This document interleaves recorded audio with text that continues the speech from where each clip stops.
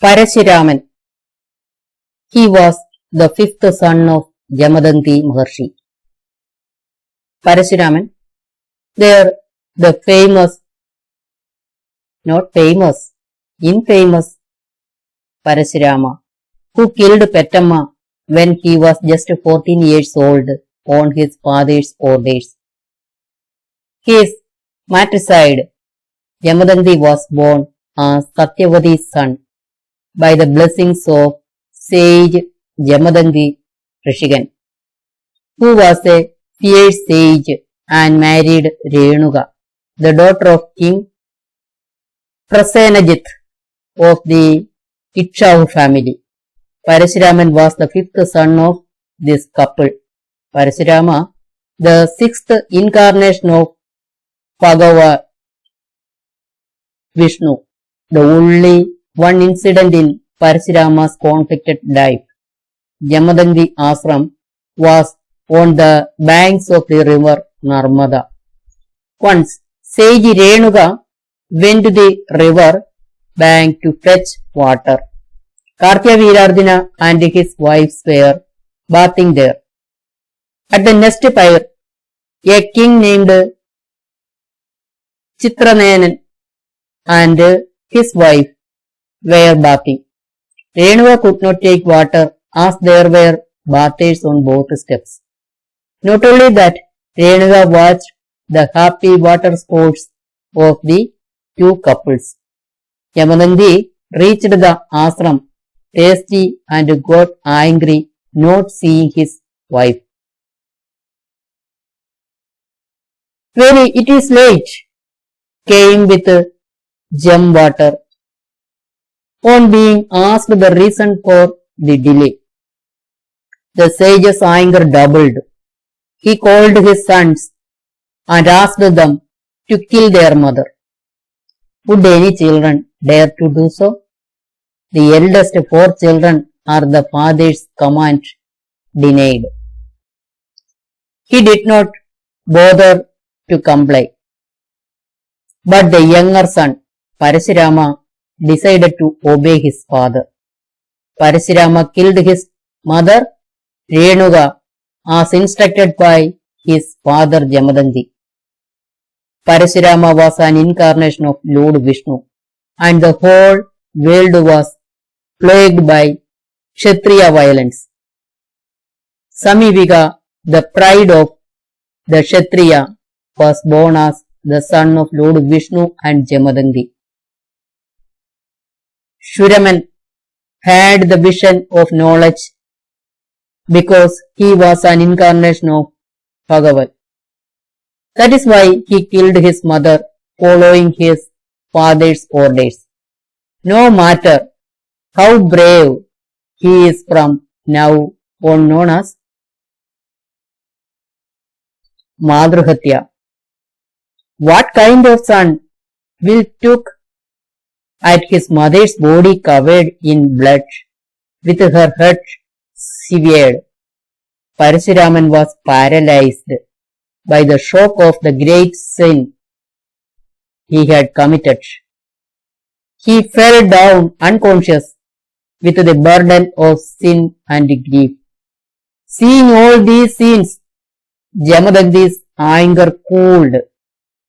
Pleased with his son's courage to obey his father and his immense love for his mother, the former comforted his son by sprinkling water on his face. Jamadagni was ready to give his wish to Parasurama. Parasurama needed only the boon. Revive his mother. Hearing his son's request, the sage was more than happy and brought Renuka back to life. A famous king during Parasurama's lifetime was Kartyavirardhana. As a result of this king being cursed by a sage named Ava, the Parasurama avatar came into being. Once the pure god Kartyavirardhana hungrily reached the palace, King Agnideva was received with respect. What does this person have to do for you? Asked the king. Agnideva said that he was hungry and tired and asked him to ravage the nearby forest to satisfy his hunger. Without further adoption, Kartyavirarjuna gave the permission for it. The king did not even think about the countless creatures in the forest and the penitent sages. Abhava Maharshi was one of these forest dwellers. As the fire started consuming the forest, wild animals and birds started dying. Abhava Maharshi's Tabogana was also destroyed by a forest fire. The sage cursed Kartyavirarjuna, whose entire body was burned. The curse of the sage was that Lord Vishnu incarnate and kill you. Parasurama was born to fulfill a curse. Parasurama was a favorite disciple of Lord Shiva, who was very pleased with his disciples' skills, gave Rama the axe or parachutes. He came to be known as Parasurama after that divine weapon came into his hand. Even though he was Shiva's favorite disciple, it was this Parasurama who cut off Ganesha's horn. Once Kailasa, when Shiva Parvati was sleeping, Parasurama visited Kailasa. Parasurama's guru was sleeping when Parasurama arrived there. At that time, his sons Ganapati and Murugan were standing guard there. No one has access to that sleep. Ganapati said, as Ganesha and Rama got into fight, then Rama, who was angry and blessed by Shiva, attacked Ganesha. Goddess Parvati got very angry when she heard about this and got Ganesha's left horn cut off. Finally, Lord Vishnu himself appeared and solved the problem. So Parashuraman returned to his monastery on the banks of the Narmada after learning the art of weapons from Shiva Shankar. Once during that time, Kartyavirarjuna visited the ashram with his army. The king and his companions reached there exhausted by hunger and thirst. Sage Jamadagni received them duly. The sage told the king that he can eat after bathing. Kartyavirarjuna was surprised to hear this. What is there in this region to feed itself and this giant? But the king and his army were given a portion of very special food.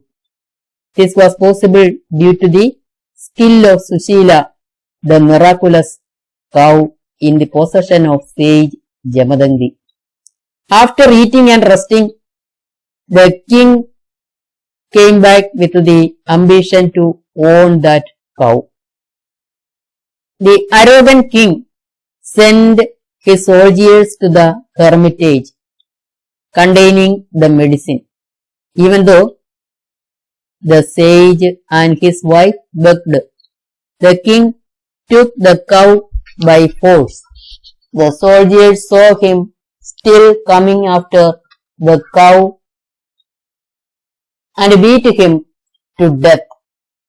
On hearing the information, Parasurama rushed there. The wise man stands beside the dead body of his beaten father. He got up and went near the dead body. Seeing Parasurama, Renuka's grief overflowed.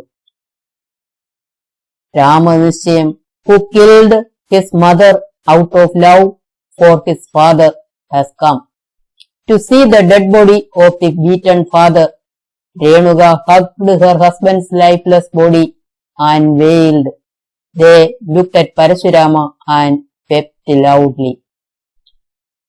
Parasurama watched with heartbreak as his mother beat her chest 21 times and screamed. Parasurama vowed to kill Kartyavirya, who killed his father and the entire Kshatriya clan 21 times. To fulfill his vow, Parasurama, who killed Kshatriya 21 times, filled 5 kayas with the blood of the slain kings. These are the holy places known as Samanta Panchakas.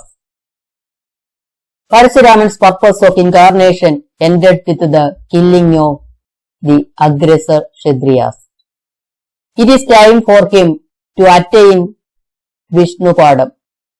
Prior to that, he committed many Kshatriya murders. Parasurama performed a great sacrifice in the Samanta Panchaka as an atonement for his sins. At the end of the sacrifice, Parasurama donated all the kingdoms he had conquered to the Brahmins, abandoning everything. He journeyed south and created a new tract of land for his penance to please Lord Varuna. This is what Kerala is called, where Parasurama attained Vishnupadam through great penance. Parasurama has understood Sri Rama and Sri Krishna. After Sita's return, Rama angrily approaches Sri Ramadi and finally returns with Anugraha. The Mahabharata states that Parasurama was a witness to many happy events in the Guru dynasty. Lord Krishna has once often taken blessings from Lord Rama. Parasurama was a highly respected sage, and this incarnation of a sage is completely different from other avatars.